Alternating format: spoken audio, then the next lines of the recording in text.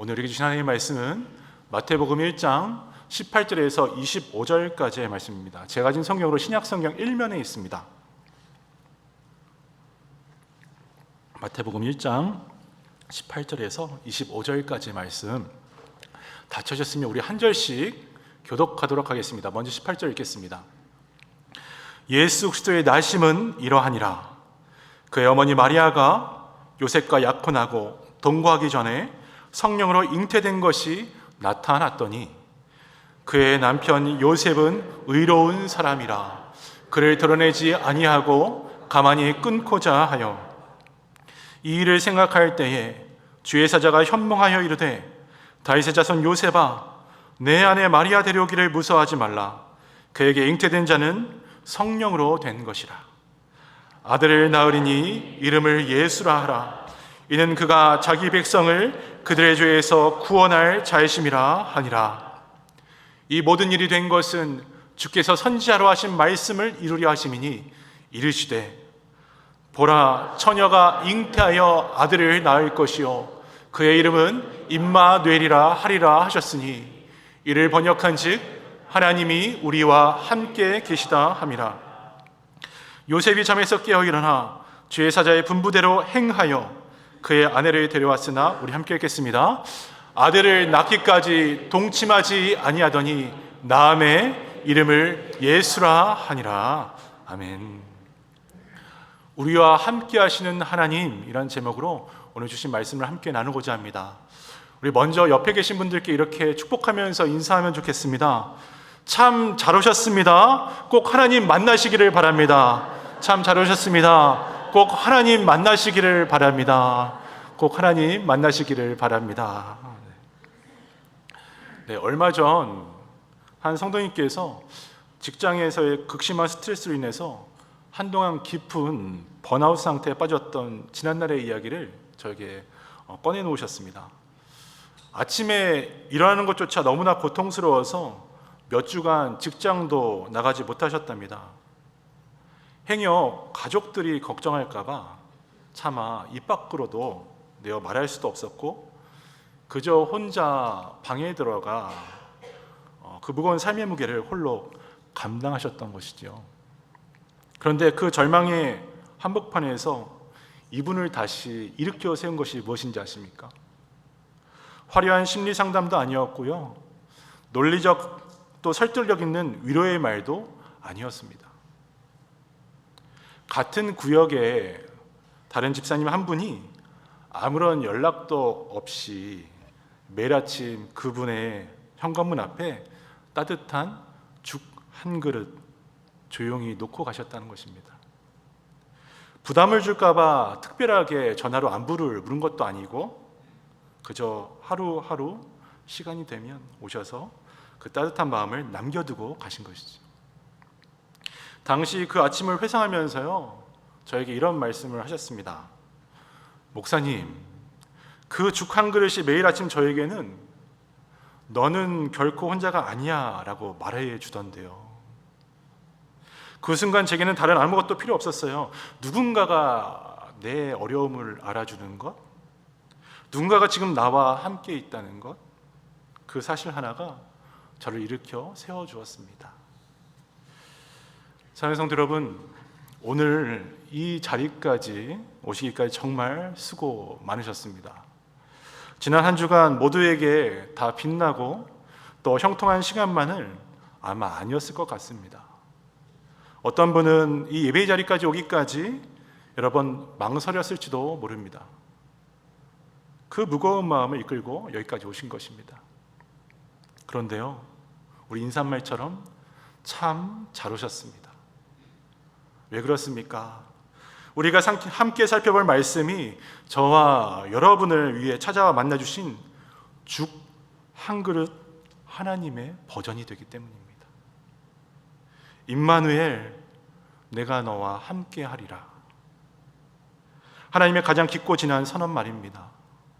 전능하신 하나님이 우리와 함께 하시며 다시 우리를 일으켜 세우고 말겠다는 주님의 이 약속, 이 음성이 지치고 혹 상한 마음으로 이 자리에 오신 성도들에게 들려지며 온전한 회복이 시작되기를 축복합니다. 18절 말씀 우리 다시 한번 함께 읽겠습니다. 시작. 예수 그리스도의 나심은 이러하니라. 그의 어머니 마리아가 요셉과 약혼하고 동거하기 전에 성령으로 잉태된 것이 나타났더니.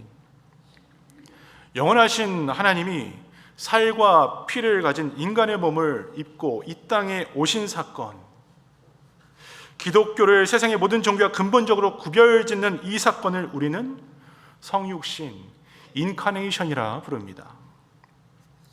생각해 보십시오. 세상의 종교는 구조가 다 하나 같습니다. 인간이 신을 향해 올라가는 구조입니다. 더 많이 수련하고 더 많이 선을 베풀고 더 높은 경지에 오름으로써 신에게 다가가는 것입니다. 그러나 우리가 믿는 기독교는 정반대입니다. 하나님이 먼저 인간을 향해 내려오십니다. 이것이 성육신이고 이것이 복음의 출발점인 것입니다.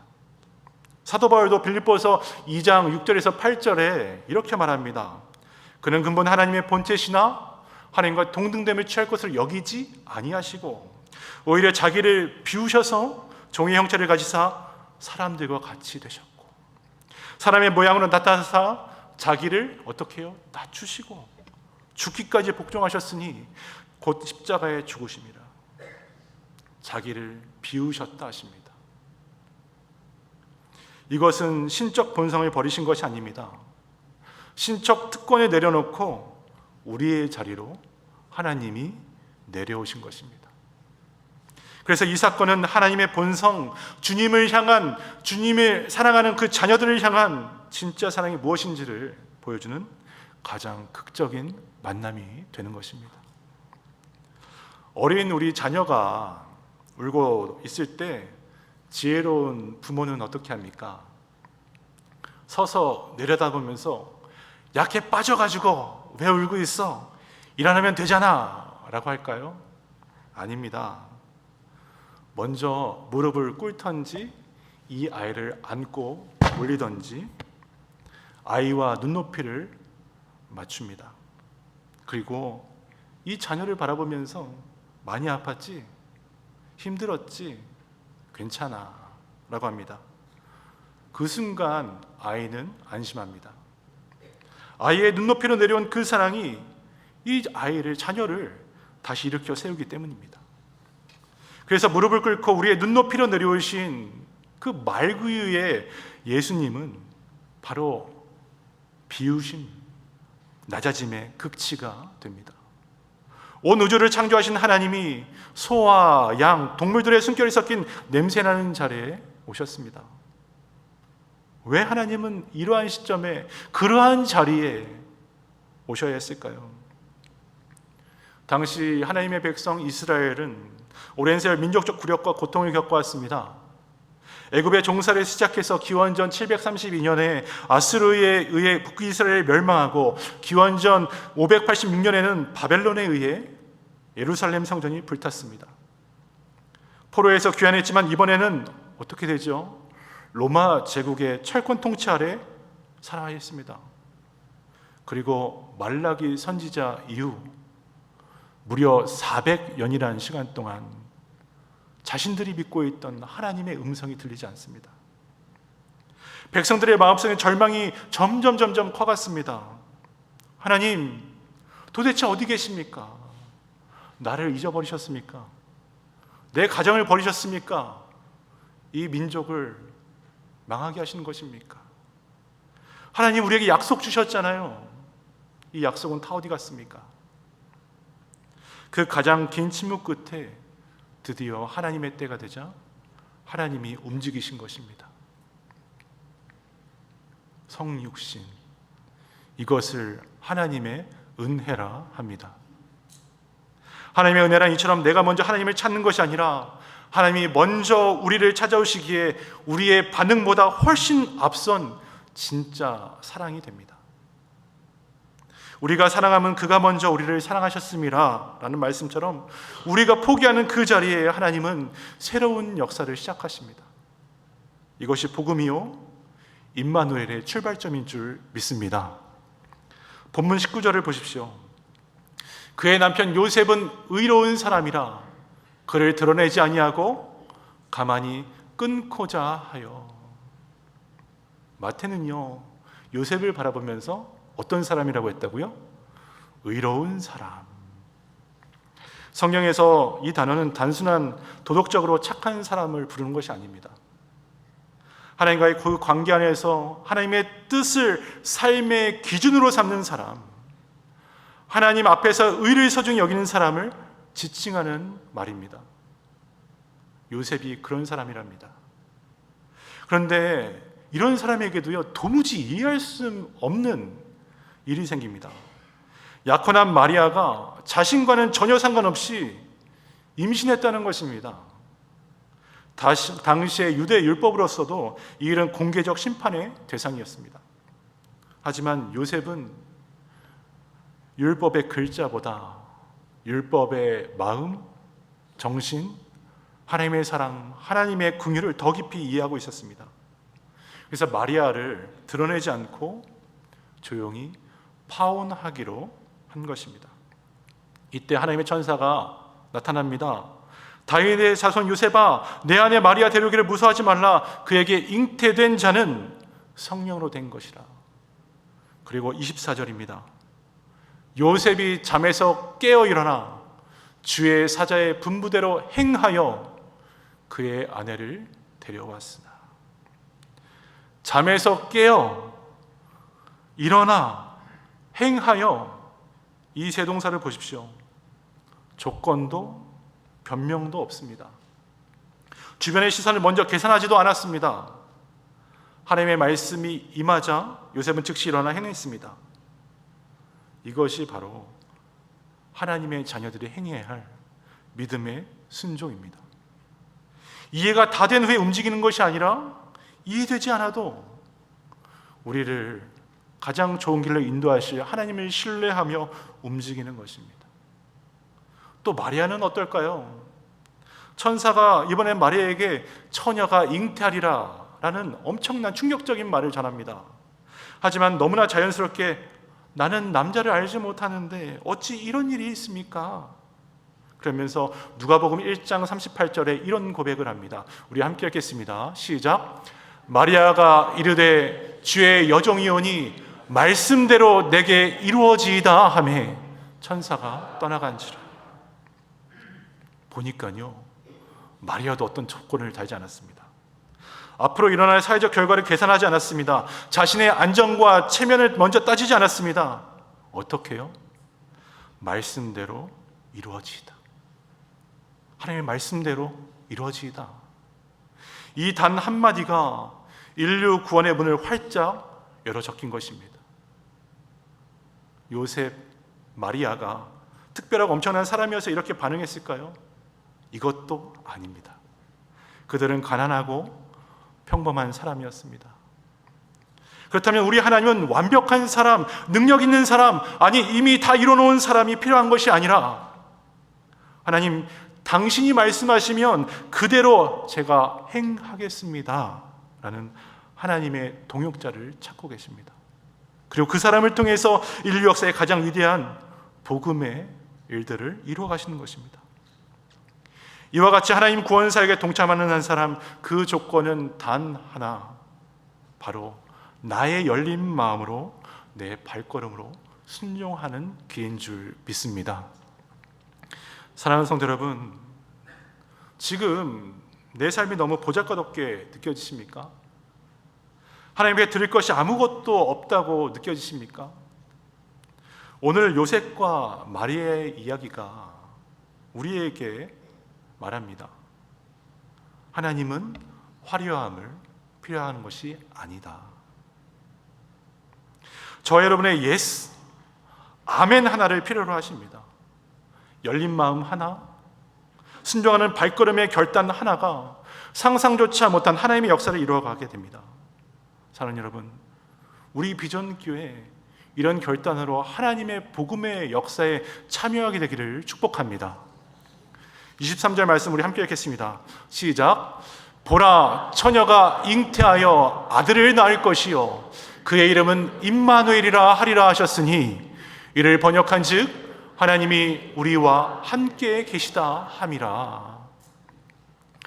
임마누엘, 이 짧은 세 부분 안에요 복음의 정수가 다 들어있습니다. 임마라는 말은 함께라는 말입니다. 아누라는 말은 우리란 말입니다. 엘이란 말은 전능하신 하나님이란 뜻입니다. 이걸 합쳐진 임마누엘, 하나님이 우리와 함께 계시다입니다. 근데 바로 이 앞절 21절을 보십시오. 아들을 낳으리니 이름을 예수라 하라. 이는 그가 자기 백성을 그들의 죄에서 어떻게 해요?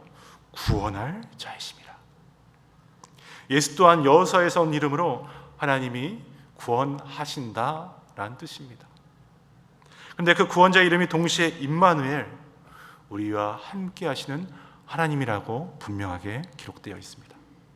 이 두 이름의 연결이 무엇을 말합니까? 구원이란 우리가 생각하는 것처럼 저 멀리 있는 추상적인 개념이 아니라 하나님이 내 자리로, 하나님이 여러분의 자리로, 하나님이 우리 교회의 자리로 직접 오셔서 함께 하실 때 비로소 완성된다는 뜻입니다. 그래서 마태복음은 이 임마누엘로 시작해서요, 마태복음 28장 마지막 장에 볼지어다 내가 세상 끝날까지 너희와 항상 함께 할지어다 라는 예수님의 약속으로 맺어지는 것입니다. 구약에서 하나님의 임재는 쉐키나 영광으로 경험되었습니다.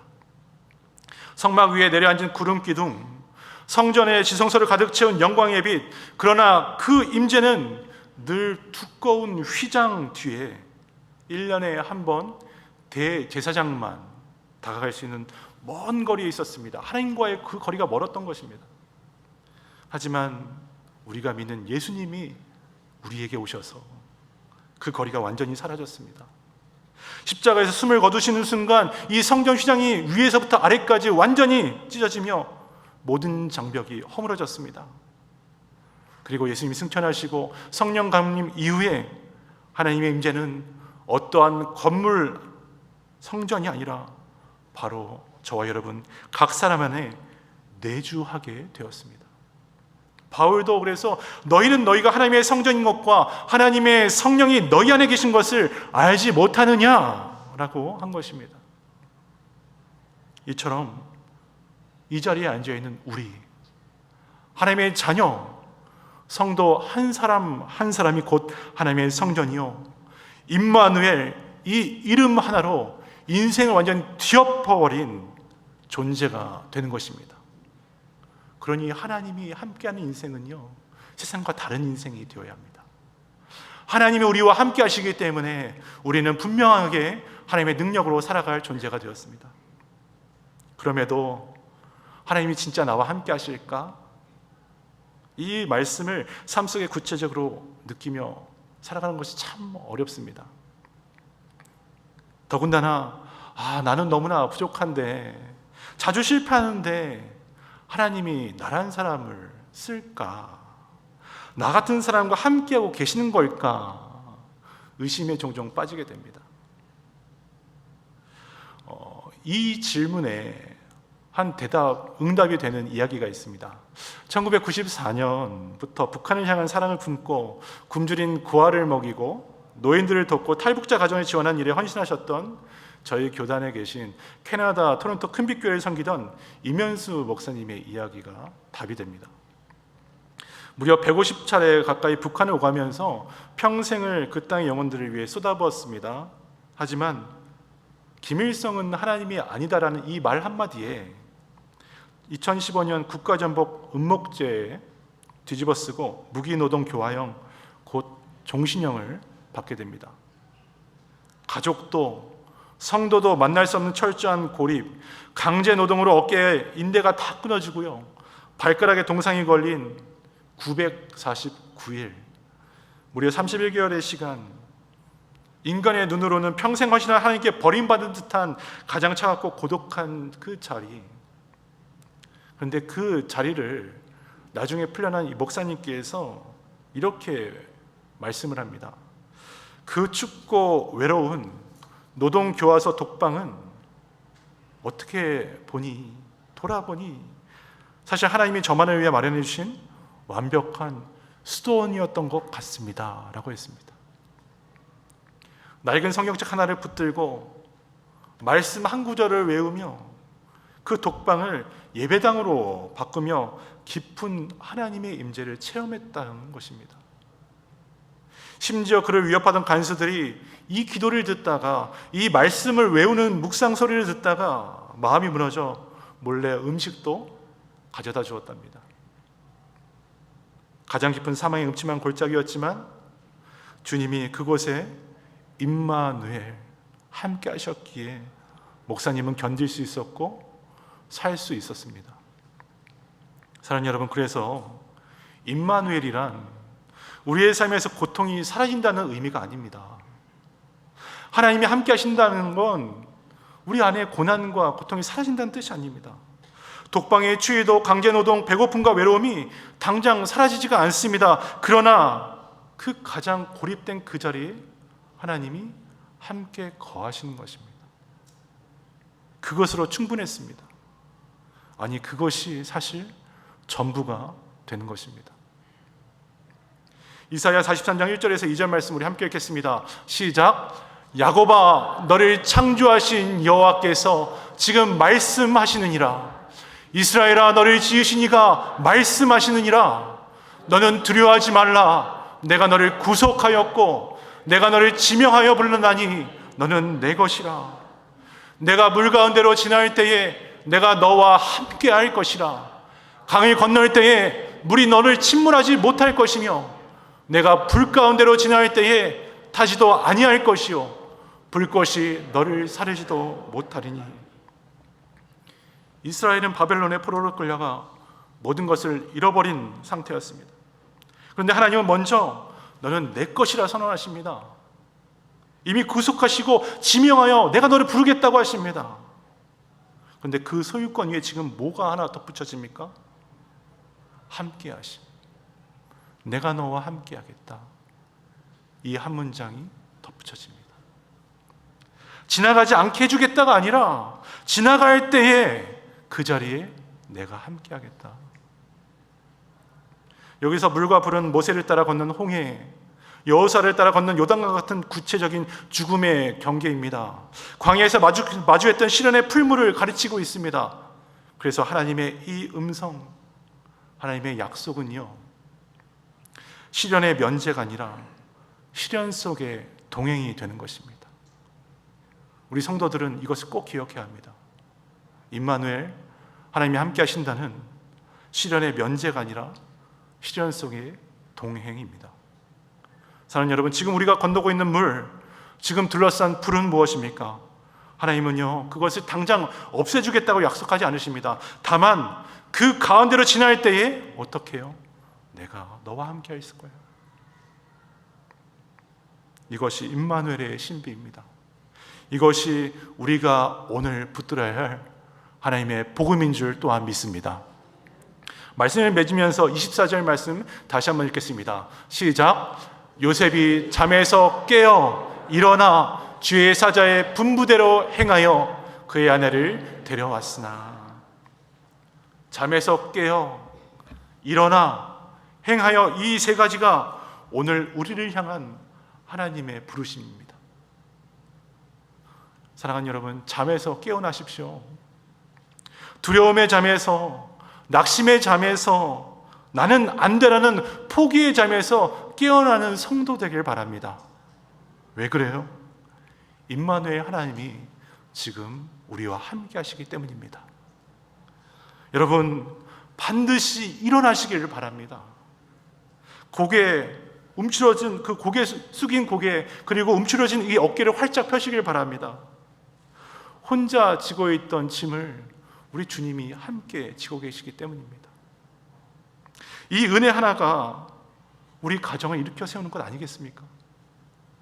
그리고 말씀대로 행하셔야 합니다. 모든 것이 이해된 후에 움직이겠다, 완벽히 준비된 후에 나가겠다 하지 마십시오. 지금 예배의 자리에서 임재하신 임마누엘 하나님을 신뢰하며 한 발 내딛는 결단이 있기를 바랍니다. 몸의 질병으로, 가정의 갈등으로, 생업의 막막함으로, 재정의 어려움으로, 혹은 아무에게도 말하지 못한 깊은 내면의 외로움으로 지난 한 주간 너무나 힘드셨던 분 계십니까? 오늘 여러분은 어디에 앉아 계신 것입니까? 어떤 것, 무슨 일을 겪고 계셔도 다 좋습니다. 다만 주님의 음성을 들어야죠. 너는 아무것도 아닌 존재가 아니야. 너는 인생 엑스트라가 아니야. 너는 내가 바라보며 끝까지 함께할 내 사랑하는 자녀야. 이 예수님의 약속이 여러분 가운데 분명하게 새겨지기를 축복합니다. 그렇습니다. 성도는 혼자가 아닙니다. 교회는 혼자가 아닙니다. 임마누엘 하나님이 함께 하십니다. 오늘 하루, 이번 한 주 주님과 함께 복된 인생으로, 회복된 그 은혜로 나가는 성도, 우리 비전교회 되기를 주님의 이름으로 축원합니다. 오늘 말씀 기억하면서 함께 찬양하기 원하는데요, 물 가운데 지날 때에도 함께 찬양하시겠습니다.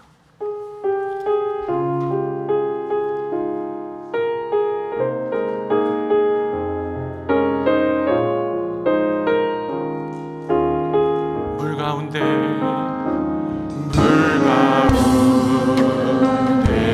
지날 때에도 징벌지 않으며, 불 가운데 행할 때에도 너를 삼지 못하게 하시, 너를 지명하여 부르시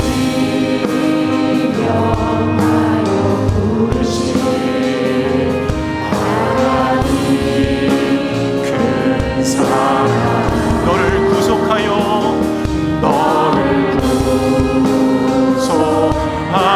살리신 하나님 내게 말씀하시네. 두려워 말라, 두려워 말라, 놀라지도 말라. 내가 어딜 가든지, 내가 어딜 가든지, 무슨 일 만나든지 내가 함께하리라.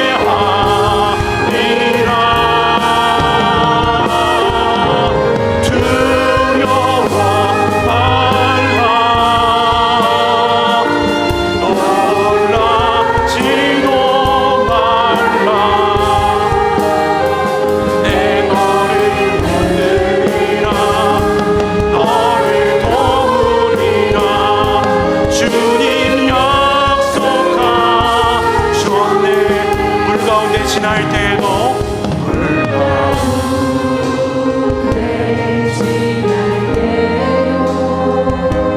징벌지 않으며, 불 가운데 행할지라도, 불 가운데 행할 때에도 너를 삼지 못하게 하시, 너를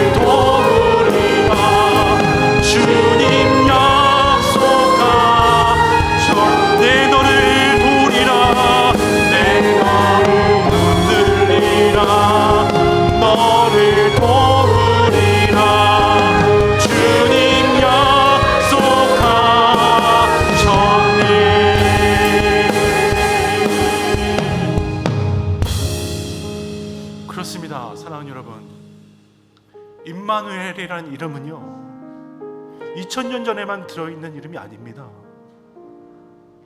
하나님이 우리에게 찾아오신 그 은혜의 이름이 임마누엘인 것입니다. 여러분, 누구와 함께 살아가십니까? 왜 우리는 이 자리에 앉아 있는 것입니까? 여러분의 신앙은 어디를 향해 있는 것입니까? 하나님을 만나셔야죠. 살아계신 하나님 만나야 되지 않겠습니까? 오늘 우리가 왜 이 자리에서 기도하고, 왜 우리가 이 자리에서 말씀을 듣고, 왜 우리가 이 자리에서 자녀들을 축복합니까? 어제도 오늘도 내일도 살아계신 그 하나님이 나와 함께 해주십시오라는 이 약속을 믿고 나오는 것 아니겠습니까? 여러분, 깨어 계십시오. 일어나십시오. 그리고 행하십시오. 그런데 주님과 함께 이것들을 해 나가십시오. 이 시간 기도할 때에 이렇게 기도하면 좋겠습니다. 하나님, 최선을 다했는데 눈물 날 일만 있습니다. 정말 누구보다 수고한 것 같은데 캄캄한 방에 갇혀 있는 것 같습니다. 이거 다 아시죠? 그러니 임마누엘, 하나님이 함께 해주셔야겠습니다. 오늘 이 자리까지 나왔는데 하나님, 그 크신 사랑과 은혜 체험하게 하여 주시옵소서. 또 결단하며 기도할 때 이렇게 기도하면 좋겠습니다. 하나님, 정말 그렇습니다. 절망의 잠에서 깨어나게 하여 주시고, 지친 그 자리에서 일어나게 하여 주시고, 말씀으로 행하는 한 사람 되게 하여 주시옵소서. 상황이 다 이해되지 않아도, 완벽히 준비되지 않았어도 동행하시는 주님 만나는 한 사람, 동행하시는 주님 만나는 내 가정, 동행하시는 주님 만나는 우리 교회 되게 하여 주시옵소서. 우리 다 함께 주여 한번 크게 부르고 합심으로 기도하겠습니다. 주여. 사랑과 은혜가 많으신 하나님, 참 감사합니다. 하나님, 오늘 은혜 가운데 주님 앞에 나가기 원합니다. 하나님, 정말 주님 앞에 서 있기를 원합니다. 하나님, 아무도 알아주지 않는 눈물이 있습니다. 정말 최선을 다해 살았는데 캄캄한 방에 혼자 서 있는 것 같습니다. 하나님, 그러니 주님이 저를 만나주십시오. 주님이 우리를 만나주십시오. 주님이 우리 가정을 만나주십시오. 주님이 우리의 생업의 주인이 되어주십시오. 주님이 임마누엘을 주셔서 이 상한 심령을 만져주시고 눈물을 닦아주시고 불과 불 속에서도 함께 하신다는 그 약속을 오늘 체험하게 하여 주셔서 하나님, 이제는 두려움과 절망의 잠에서 깨어나게 하나님, 그 어려움의 자리에서 일어나게 하여 주셔서 믿음으로 행하게 하여 주셔서 상황이 다 이해되지 않아도, 완벽히 준비되지 않았어도 주님 신랑으로 한 걸음 내딜 수 있는 한 사람, 우리 가정, 우리 교회 되게 도와주셔서 하나님 함께 해주실 줄 믿습니다. 도와주셔서